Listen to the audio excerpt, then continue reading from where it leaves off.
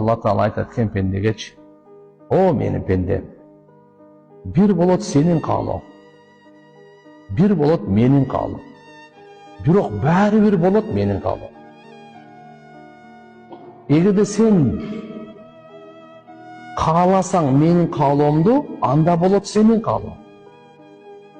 Эгерде сен менин каалоомду таштап өзүңдүн кааланганыңды кааласаң, мен сенин каалооңду чарчатамын, бирок билип кой, баары бир болот менин каалоом" дейт. Алланын каалоосу пенде суроо бере турган нерсе. "Я Алла, менен эмнени каалайсың" депчи. "Мен ошону каалайм" деп айтышыбыз керек экен. Деп жаратуучубузга эмне деп айтышыбыз керек? Робум, о Робум, менен сен эмнени каалайсың? Мен ошону каалайм.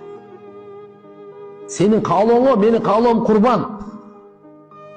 Сенин каалооңо менин курбанчылыгым, менин каалоом не экен? Жөн эле курбандык чалам.